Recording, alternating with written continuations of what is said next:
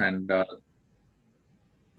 thank you for those of you who were able to take time out of your busy diaries to be here. So we hope today could be we can make the session as interactive as possible, and it is a fairly relevant topic for all of us, which is Mental Capacity Act and best interests. And I'm sure many of you are faced with the decisions on a daily basis.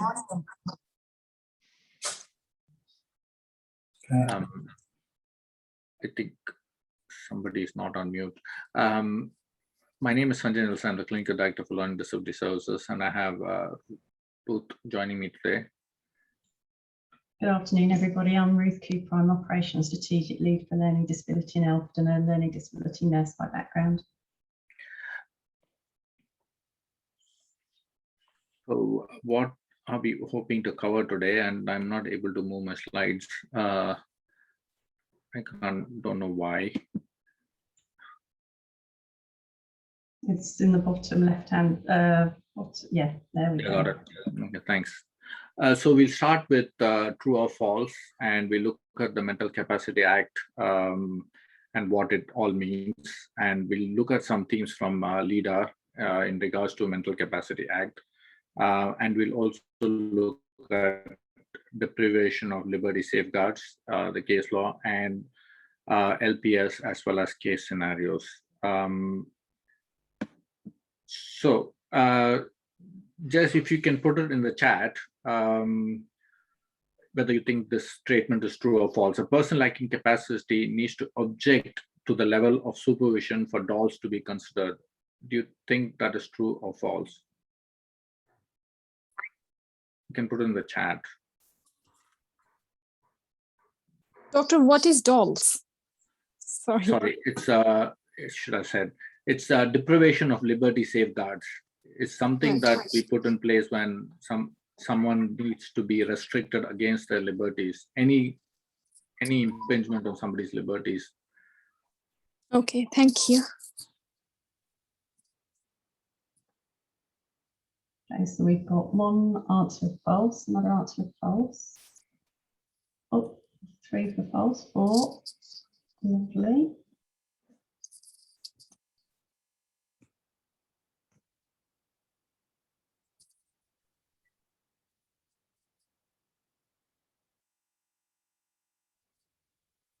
Right. So I think the answer is false. So a person does not need to actively object to their deprivation for them to be considered for dolls. And we will look at this when in the coming slides. So the next question is liberty of protection safeguards, which is LPS, will replace the dolls system from spring 2022. Has anybody else heard about LPS? Do we think it will replace dolls from 2022? That's not 2020. It was supposed to 2020, but it has moved. So do people think that's true or false? We've got 1 true. Okay, that's good. It is true, and it should have been replaced in 2020, but then we had the COVID, and it's been moved to 2022. Hopefully, April 2022, that will happen. The understanding and application of MCA was not one of the learnings from the LEADER annual report of 2017 and 2018. Do people think that's true or false?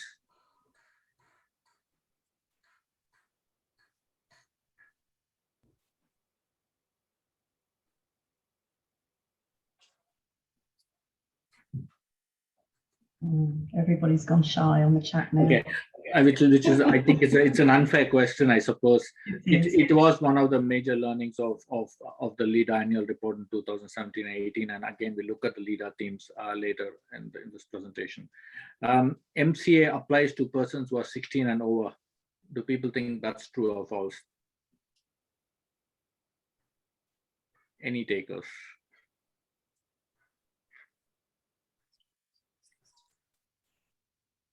Quite a few trues. Okay, that is true. It does apply to people who are 16, persons who are 16 and over. Dolls applies to persons who are 16 and over. What do people think about that? True or false?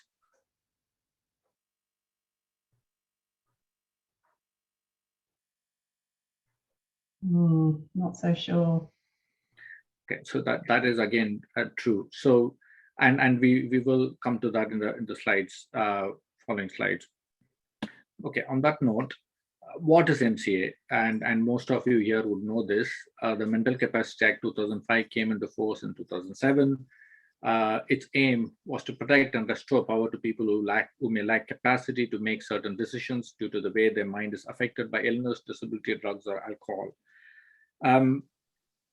So what needs to be borne in mind is, yes, its aim is to protect and restore power to people who lack capacity, but it also protects those of us who provide support to people who lack capacity. So, for instance, for doctors, we do prescribe medications to some of our patients who lack capacity to consent to those medications, or those carers who provide very close care to people who lack capacity in terms of taking care, providing personal care, or restricting them from going out because they may put themselves at risk.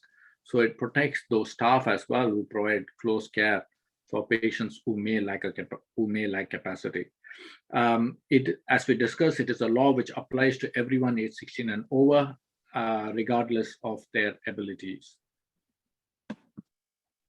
So, what does MCA state? These are the general principles that we need to bear in mind, and most of them are kind of what one would expect. Everyone has the right to make his or her own decisions. Individuals must be supported to make those decisions for themselves. So all those reasonable adjustments that need to happen so that we can enable people to make those decisions when it is challenging. And obviously, the caveat around unwise decision, just because someone makes a decision that we might deem as unwise, does not mean that they lack capacity to make that decision.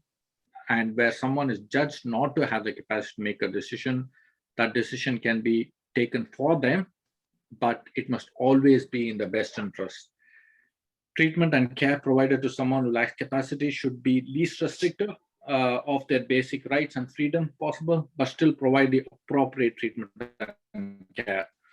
And whenever we are making the decisions, and again, I'm sure that all of you consider that in your practices, we try to make the decisions such that we take into consideration, if this person had capacity, would these be the choices they would make for themselves?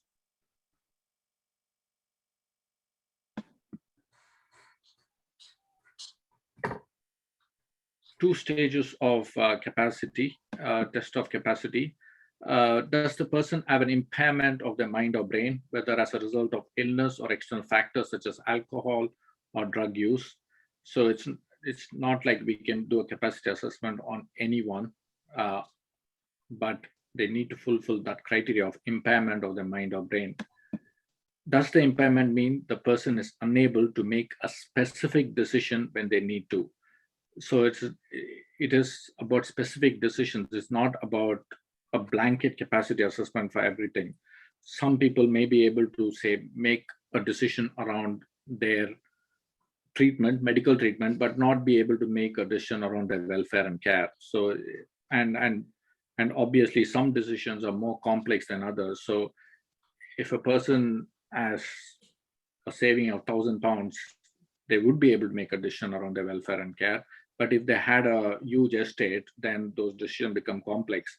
So it depends on the specific decision.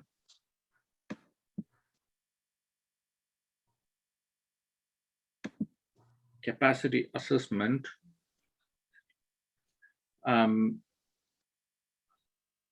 Understand the information relevant to the decision.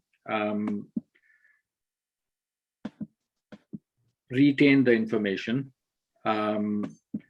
Use or weigh up that information as part of the process of making the decision. So this is the most important thing, and this is where we need to pay most attention, that ability to balance the pros and cons of making a particular decision. Often people are able to recollect the information given. They are able to understand the information at a very basic level, but understanding also means balancing the pros and cons of making a certain decision, and ability to communicate that decision. So in people with learning disability or elderly people, sometimes you have to make those reasonable adjustments so that they are able to communicate those decisions either through picture format or other forms of nonverbal communication, so that they are still able to communicate that decision despite may or may not having verbal communication at hand to do that. It is decision and time specific. As we discussed, it is decision specific and is time specific as well. So there is possibility that someone might gain capacity. So we see that all the time in patients presenting with delirium. But if they need immediate treatment, that decision need to be made now, and then considered whether and decisions need to be reviewed once they regain capacity.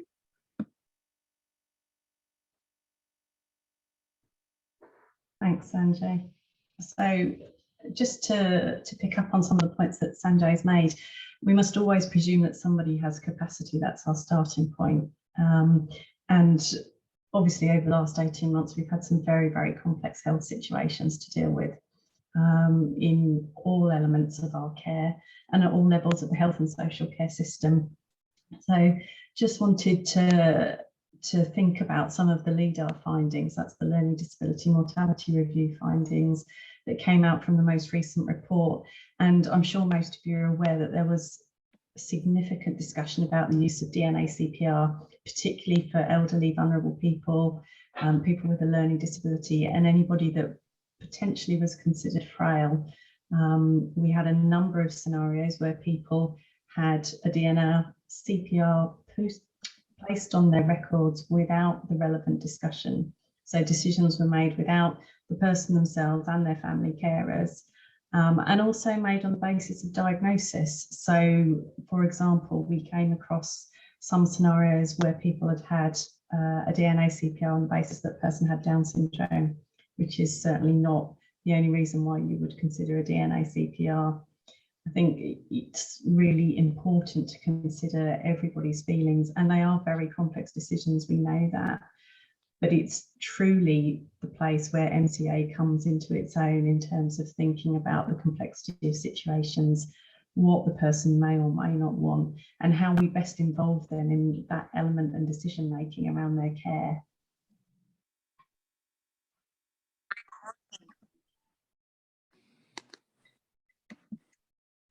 So it might be useful to look at a case scenario now. We'll give a minute or so to look at this case scenario, and then we will switch over to Menti.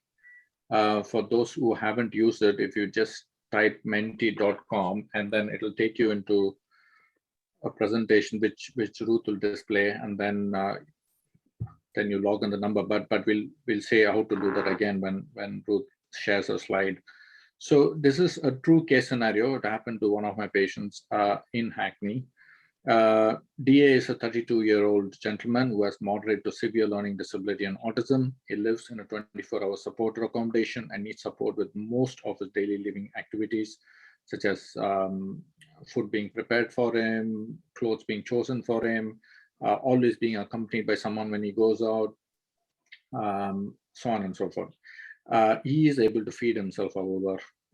DA communicates predominantly in single words, and that is to mainly communicate his needs. He's on an antipsychotic to manage his challenging behaviors and is regularly reviewed by a psychiatrist. He suddenly stopped eating after one episode of vomiting blood and lost significant weight, requiring admission to the acute hospital. So this one episode of vomiting was as he was eating food. He was eating food as normally he likes chicken.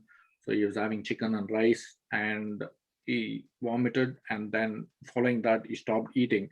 He lost around 10 kilograms of weight in a period of around 2 to 3 weeks, because he completely stopped eating.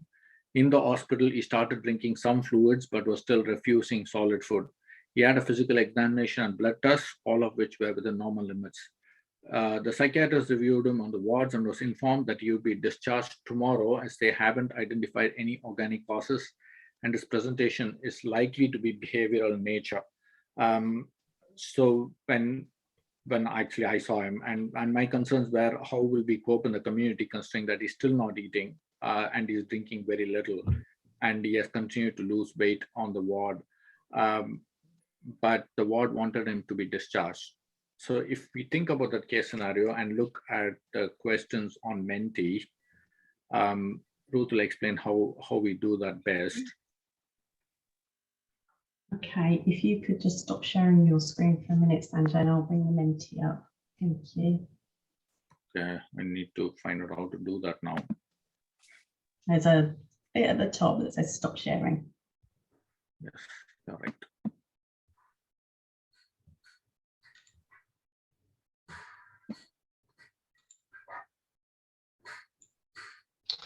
So the instructions are at the top of the slide. If people can use their phones or their browser on their computer to go to menti.com, as Sanjay suggested, it gives you a code. It will ask you for a code to a copy to the presentation.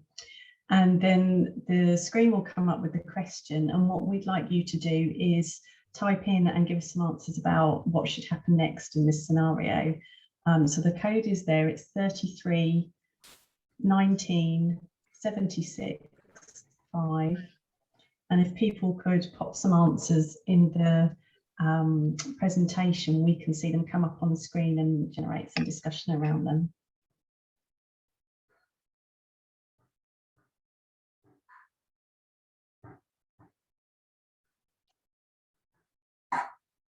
Hopefully everybody should be able to log in. Sanjay, I don't know whether there's some additional comments come up on the chat. Is everybody able to log in? Oh, don't think so. The patient would just deteriorate in the community. Yeah, possibly. Ruth, there's just a message on the proceed. I can't seem to be able to log in. Someone is saying. Okay. So if you're not able to log into the Menti, please do use the chat as well, because Sanjay will be having a look at it. Thanks, Viola.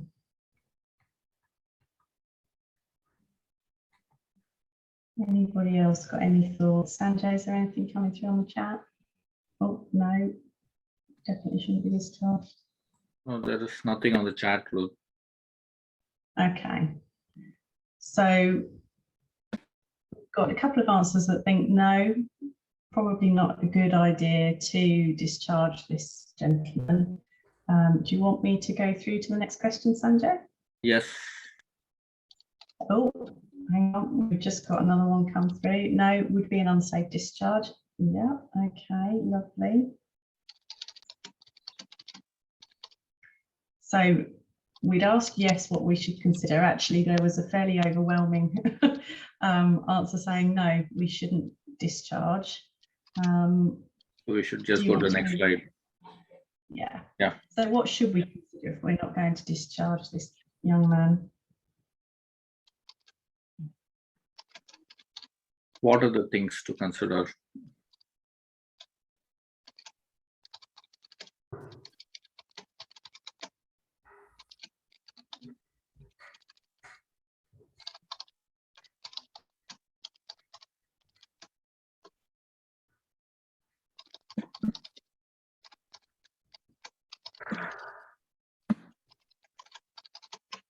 Anybody got any thoughts? Anything at all? Right. Okay. Ruth, if you stop sharing, then I can. Oh, no, we've got some coming through. Oh, we got some. Okay. So, needs further Great. investigations for loss of weight. Yeah, absolutely. Likelihood of deterioration in the community. Absolutely. And Excellent. reasons for his loss of appetite. Super stuff. Okay. Right. So, So you want me to stop sharing? yes, yeah, all that seems the right thing to do. So I guess with this particular patient, we had reached a point when the hospital wanted him to get discharged, and my main discussion with them was around the fact that the patient himself lacked capacity, and we need to make a decision whether to discharge him or not in his best interest. So the hospital were lovely. There's no problem with the hospital at all. It's just this particular case just helped me understand that it's just about asking those questions. And as soon as you ask, our colleagues are so obliging in terms of thinking on those terms. So we did have a best interest meeting for him, and it was decided that it wasn't safe to discharge him, and he needed further investigations. And he was put under general anesthesia, and they looked at him through an orthodontist checked him out, and what they found was a small bone of chicken lodged in his gums, which was removed, and following which he made a miraculous recovery, and he started eating almost from the second or third day. So that is a true story of what happened with someone like him, and it was a really good outcome for him. He's back in the community and he's doing well, but it's sometimes just about thinking around the needs of the patient and the framework. So the best interest checklist is again pretty much what all of us will be thinking when we see patients in our clinics. Will the person be able to make the decision in future? What are the wishes of the person? What are their beliefs and values? What other factors should be considered? What do other people who know the person well think would be in the best interest? What would be the least restrictive option? So much of what we had already discussed before is what we need to be looking at. And I'm trying to move the slide again. Yep. So the second scenario, and remember those principles of MCA when we look at this. So JB is a 45-year-old gentleman with moderate to severe learning disability. He's been on high-dose antipsychotics to manage his psychosis, which is well managed, and he's not currently open to secondary mental health services. He's overweight, and in the last couple of weeks, he's been steadily losing weight despite a good appetite, and this is accompanied with increased frequency of micturition. JB has not had any medical investigations in several years because he won't engage with them. Carers have made an appointment with you as his GP to see what your thoughts are. So we're going to, I think, Sanjay, do you want to use the chat for this rather than the Menti? Yeah, or that's fine. Yeah. So if people can put their thoughts in the chat about what your first questions should be or thoughts around this gentleman, that'd be great.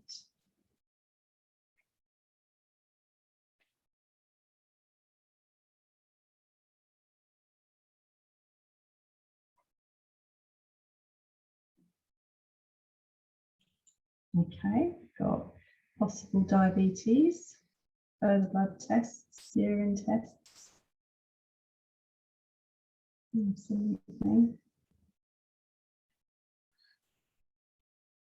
So people are right in thinking that those are the things from a medical standpoint, but what you have to pay attention to is that he has not engaged in any medical investigations in the past. So what are your options in such a scenario?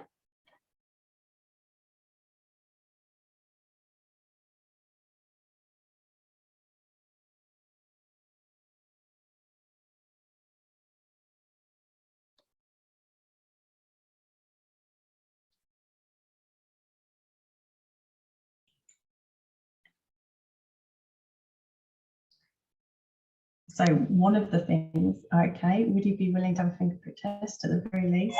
Okay, so how might you find out that? How might you consider what options are available to you? And what JB might be able to engage in?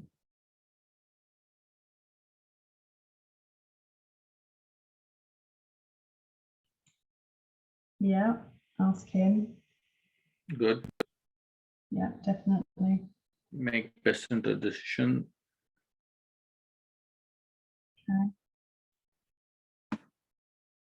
So, yeah, absolutely discuss with next of kin and involve family members.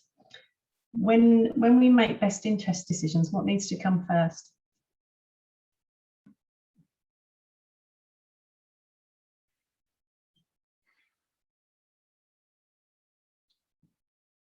So do we need to establish whether he has capacity to consent or understand when he's not engaging with these health? Yes, lovely. Least restrictive, yes, absolutely. So ideally first we want to elicit and understand what he understands about what's happening to him as part of a wider capacity assessment, and that means asking him, as people have quite rightly pointed out, his family, his carers, and understanding what's meaningful for him. Then if he doesn't have capacity, yes, absolutely, it would start to consider a best interest decision making and what might be the least restrictive, which that's a really important point. What's the best option for this person to achieve the outcome? Any other thoughts from anybody?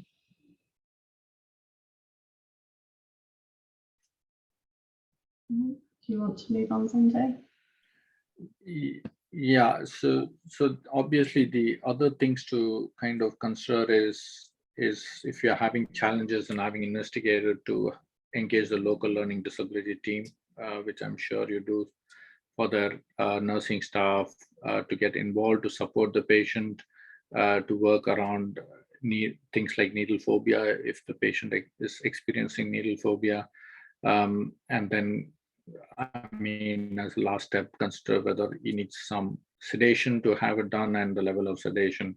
But the most important thing is to do all of that in a framework that protects both the patient and yourself as the clinician.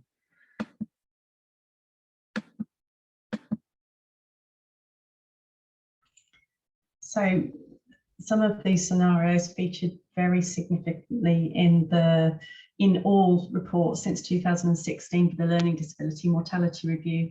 And I don't think it's just people with learning disability. It's, as we mentioned, people who are perhaps affected by drugs, alcohol, people who are frail, people with dementia. So similar themes, but certainly coming out of the LEADAR review, documentation around mental capacity assessments and best interest decision making is sometimes missing or poorly recorded. Now, quite often, I'm sure we do have those conversations, but from a legal standpoint, it is absolutely crucial to record those and record exactly what decision you need to make, exactly who's been involved, how information was shared with the person and their carers, and then thinking back to when Sanjay mentioned those 4 points. So how did the person receive the information, thinking very considerably about whether they were able to weigh it up and then communicate their decision. And still we are seeing people that are perhaps not as involved in those discussions as we would like them to be. And even if a person, or you feel that a person doesn't have capacity, you can still share information with them to try and elicit their wishes, even if they can't balance and weigh up the pros and cons of the choices. So it's really good to be able to have them as part of the discussion, because we need to think about what's best for them ultimately, don't we? And you know, nobody wants to use high levels of restriction to gain an outcome. We want to do it in the least restrictive way. So delay or absence of the use of MCA and best interest decision again was something that featured quite highly, both in terms of acute illness, but also thinking about how people were treated in terms of their care and welfare. Were decisions made in a timely way? Quite often this features in people who receive a late diagnosis of cancer, where perhaps the appropriate tests haven't been carried out in the normal streamlined pathways that perhaps you and I might take. And that's really challenging, because we still see lots and lots of people with learning disability dying from late diagnosed cancers, when actually they have as much right and opportunity to be involved in screening as the rest of us. Key theme was the lack of understanding of roles and responsibilities and competence in discharging the duties placed on professionals under the Act. Now, and sometimes that still happens. I know that, you know, a lot of us feel concerned about the decision making. It's quite a complex process for those bigger decisions. But actually, if you're the one leading the care for an individual, then actually ultimately it's your responsibility to take the lead on rolling out this process. And sometimes that can feel quite uncomfortable when it's very complex or controversial, but we still have to do it. And groping the experts, I mean, Sanjay and I would be the first to admit that we seek advice on a regular basis from our colleagues in our legal departments and our experts on Mental Capacity Act, where there are really difficult decisions to be made. Ruth, there's a question around what is LEADAR themes? LEADAR themes. So the Learning Disability Mortality Review, just to put it in a bit of context, is a national review process. It's just about to change, which I'll talk about in a minute. But the Learning Disability Mortality Review started in 2015-16 and came from a confidential inquiry which involved 256 cases and reviews of people with a learning disability and those in the general public. And the outcome was, from that confidential inquiry, that people with a learning disability were 3 times more likely to die from a preventable death or from care that was not commensurate with what we would expect from the rest of the population. And showed clear inequities in the health care delivery system for people with a learning disability. Now that programme has been rolling, Learning from Lives and Deaths, yeah, lovely. So that's the new policy, and that came out earlier this year and is a staged process. So the new policy continues to review deaths, and what happens is that a death of a person with a learning disability is reported to central LEADAR system, and then reviews are allocated to independent professionals who will now sit within ICS footprints, who will undertake either an initial or a extended review of a person's death to really understand what was the good practice and what was the poor practice.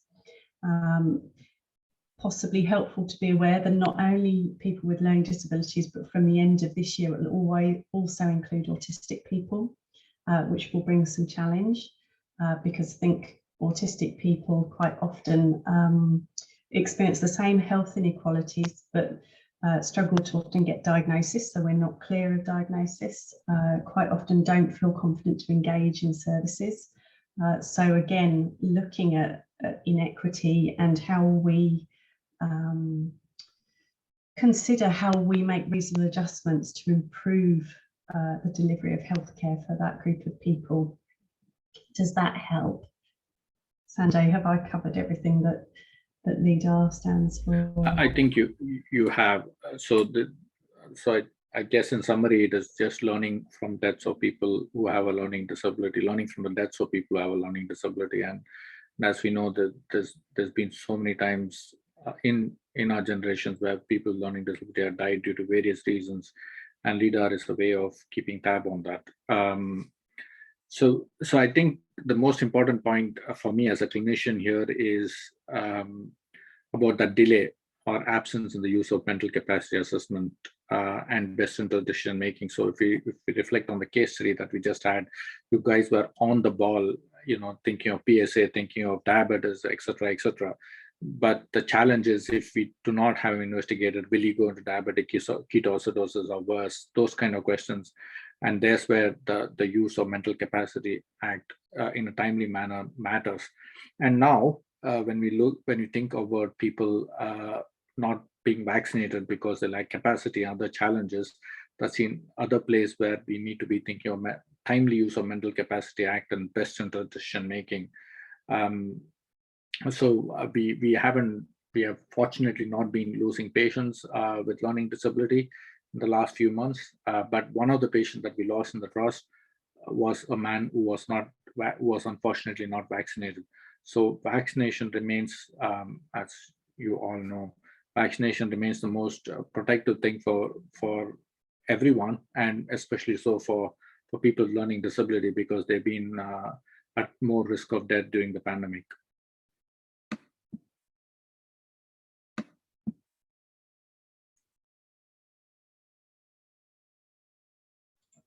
So just as Sanjay's probably summarised very well already, some of the outcomes of those challenges with NCA are delays in diagnosing and treating serious medical conditions. Quite often it happens in end-of-life care planning, and whilst there is some excellent end-of-life care planning in some of the areas that we work in, there's also some really sad and distressing stories where people perhaps haven't either died in the place they wanted to or how they wanted to. So it certainly leads us still to challenges. Pain management is another issue for us, and quite often there still remains this idea that people with a learning disability have very high pain thresholds. Quite often that's not actually the case, but we need to understand how we measure pain in this population, and for that matter people with dementia or other frail people, because quite often communication is quite difficult when somebody's in significant amounts of pain. So understanding how we do offer pain management is really important to many of the pathways that we manage. And as Sanjay said, urgent proactive treatment is not being delivered in line with clinical guidelines and pathways, including blood tests and various other interventions, which really can lead either to very late diagnosis or delayed intervention, which could change the outcome for a person.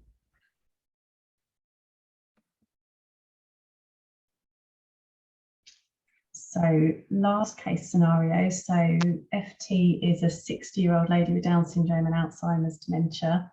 She lives in a supported accommodation with sleep-in staff support at night.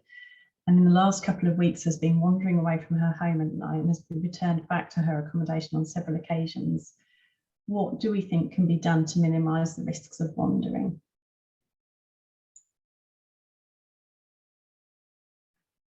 If you start putting it in the chat as before, that'll be super helpful.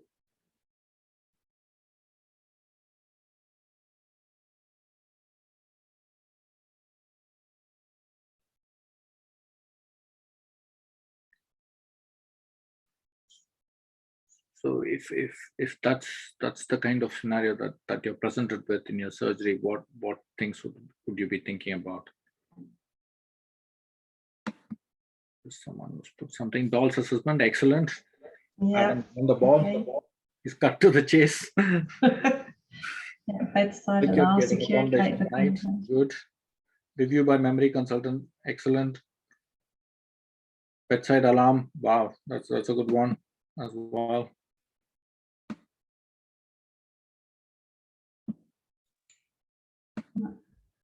Bed and door alarm. Quite a few good ideas, and absolutely Dole's assessment. Well done, that person.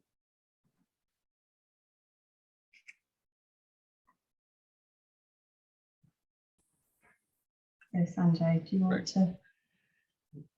Yeah.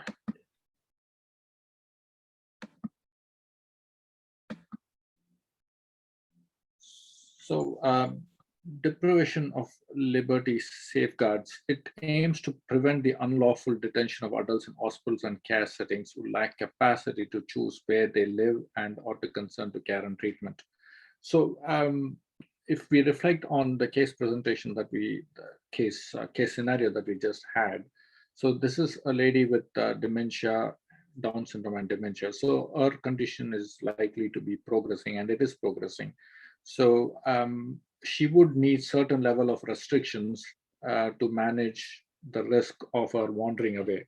Now, we deliberately use the word wandering in learning disability and not use the word absconding.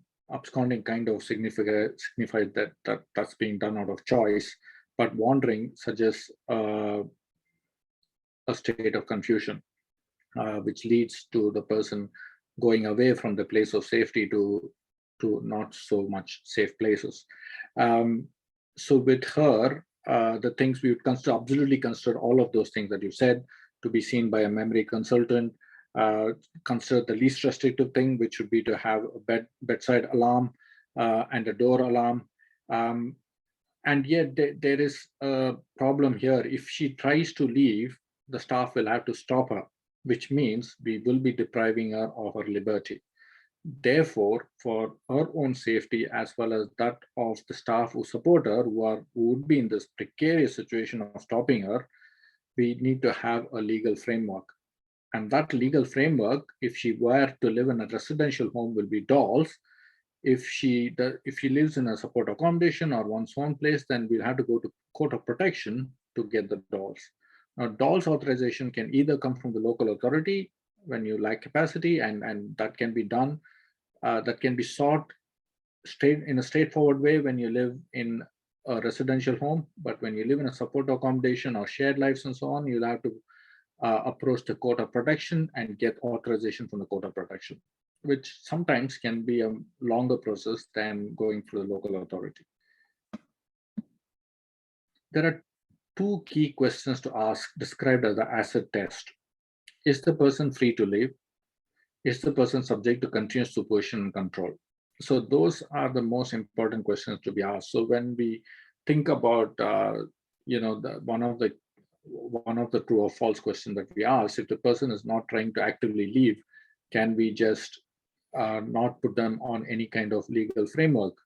And the answer is no.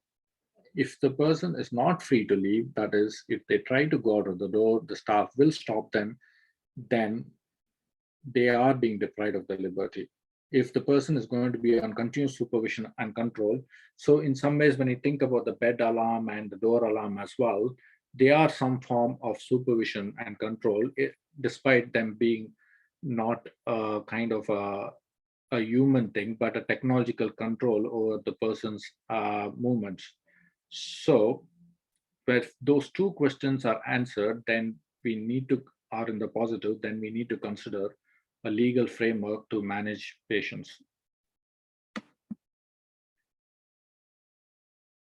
Thank you. So we know that the Mental Capacity Act has been in place. The recent legislation or changes in legislation, so there's an Amendment Act in 2019, and that actually set the process rolling to replace the current DOL scheme with a new scheme called the Liberty Protection Safeguards. And that was due to come into force in 2020, as we spoke about right at the beginning of the presentation, but has been delayed due to numerous issues, and not least because of the pandemic and the challenges that the last 18 months has been brought. So it's now due to become legal practice in April 2022. The next slide, please, Sanjay. So the Liberty Protection Safeguards are a little different. So they will provide protection for people aged 16 and above who need to be deprived of their liberty in order to enable their care or treatment. And it specifically applies to those that lack mental capacity to consent to the current arrangements where they're having care. So responsible bodies will be hospital managers for arrangements in an NHS setting or hospital, the CCG or local health board, or in cases where a person is eligible for continuing healthcare. And the local authority will be the responsible body for all other cases, so those living in a social care approved setting. Next slide, please. And this becomes a three-stage test, so slightly different again. So there will be a capacity assessment, that doesn't change. There's then what they're referring to as a medical assessment, and that's really to understand the nature of whether somebody has an impairment or a mental disorder, which is impacting on their capacity. And then what's going to be referred to as a necessary and proportionate assessment. And this will determine if the arrangements are necessary to prevent harm to the person and proportionate to the likelihood and serious nature of that harm. So again, just thinking back to case scenario 3 and the lady that Sanjay described leaving the house, we'd need to think very carefully about what the key risks were to that person, how we might in the least restrictive way prevent that, and then consider whether that's proportionate or not. These would all be done by independent assessors. Thanks.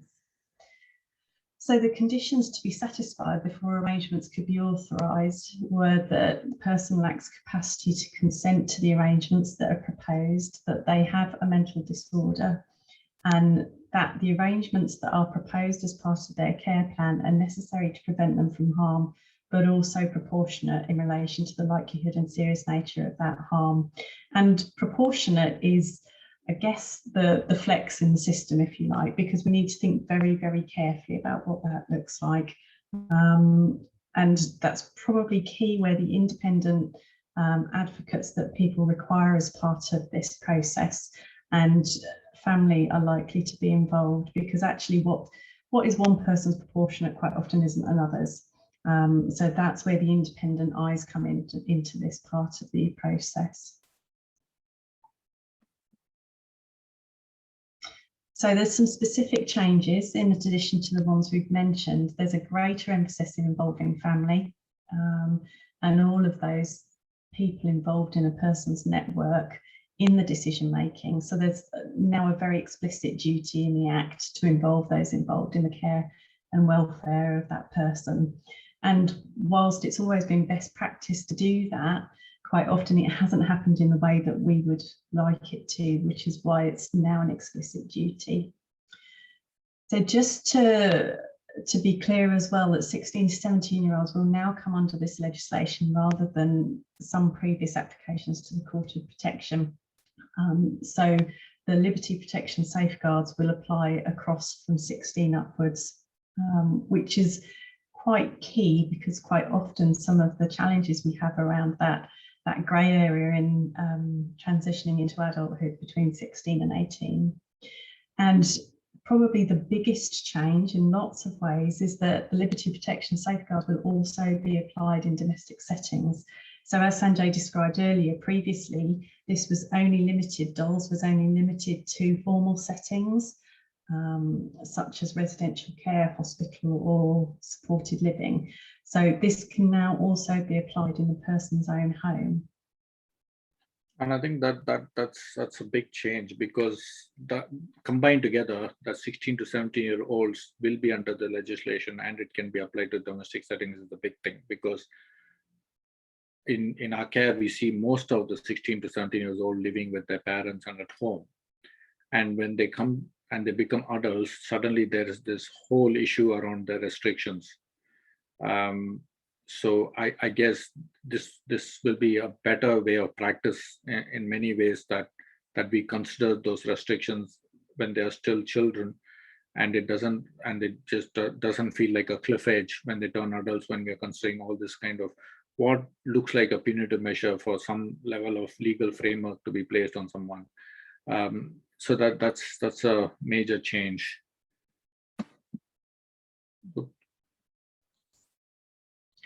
So we've got a bit of time for questions. I guess in conclusion, mental capacity is something that we all need to be aware of, to use and implement in our everyday practice.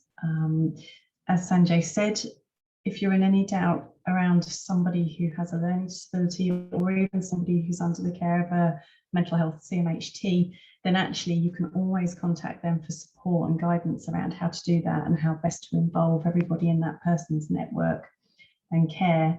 There is a good web-based tool and the link is there, and the presentation will be shared afterwards so you have access to that.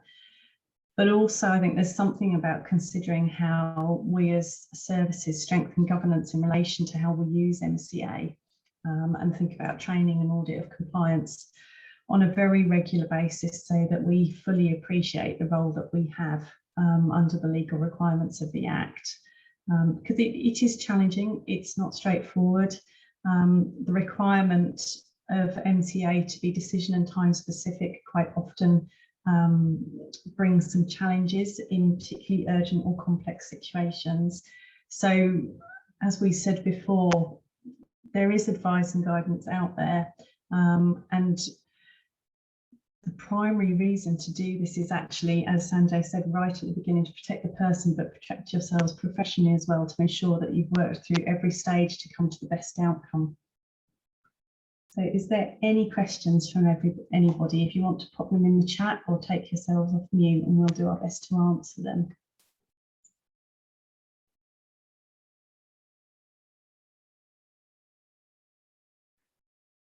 I think when you're waiting, I just want to add that, mental capacity is everyone's business, is what what we are kind of trying to say. But also, as doctors, we are not expected to do a mental capacity act on every decision. So it is those decisions that impact on the treatment that we are providing as treatment. So if you are providing a certain treatment, or you think somebody needs to have a certain treatment or management, that is the capacity that you need to be able to assess and manage.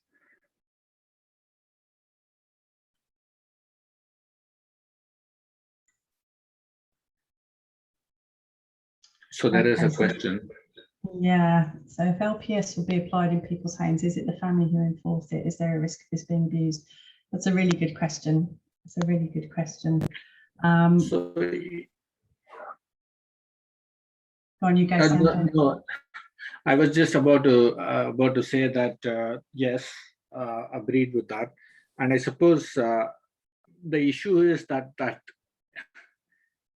without safeguards, people get abused anyways, and I guess that's where it comes from. So there are many places where the doors are locked, and the person who lives there does not have the key, so they're not at liberty to leave anyways.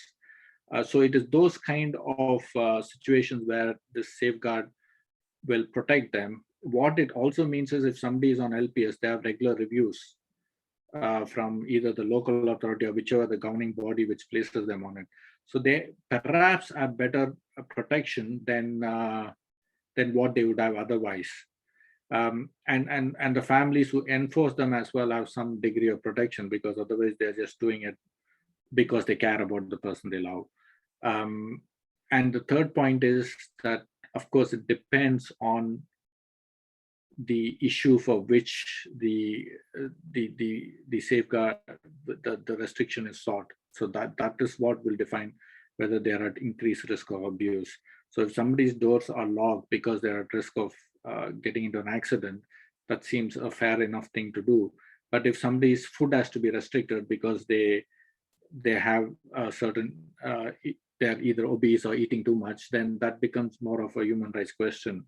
And it is used in the community to restrict people's liberties around eating food already, but then just kind of looking at both sides of that argument, as Adam was pointing out. Ruth, is there anything else that you would want to add?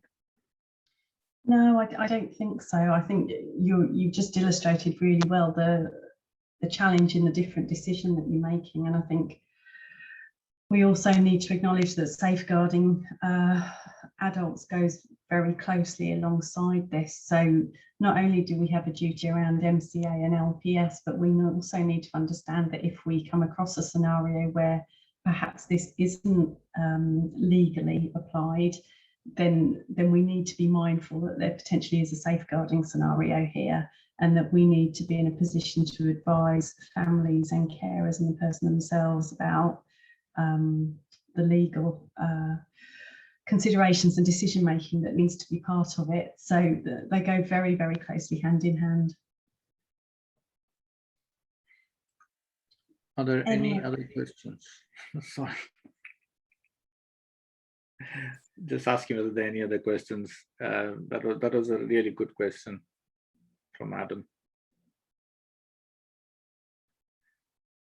Right, I don't think there are any other questions coming in, Ruth. But so I would like to thank you all for being here and making it a really interactive session.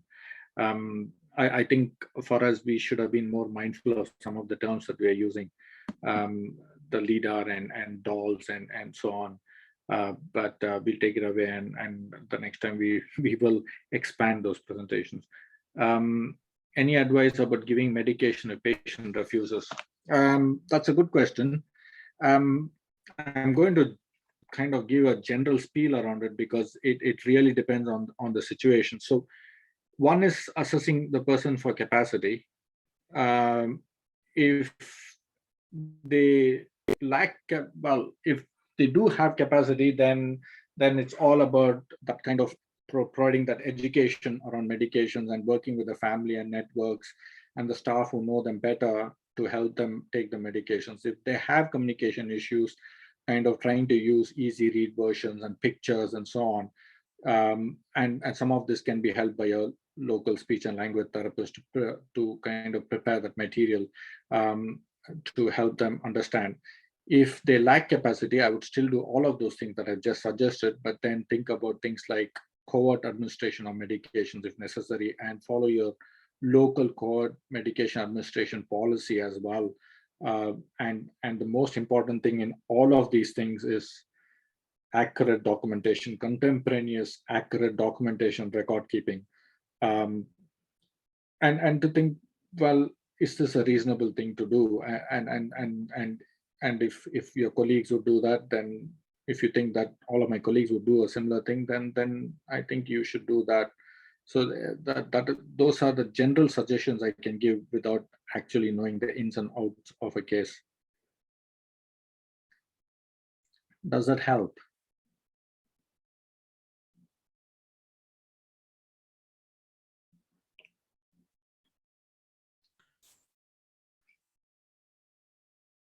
Yes. Lovely. Okay. Thank you. So I think it's 2 o'clock, and I'm sure all of you have to rush into another meeting in the world of virtual life. But thank you again for joining us this afternoon. Thank you, everybody.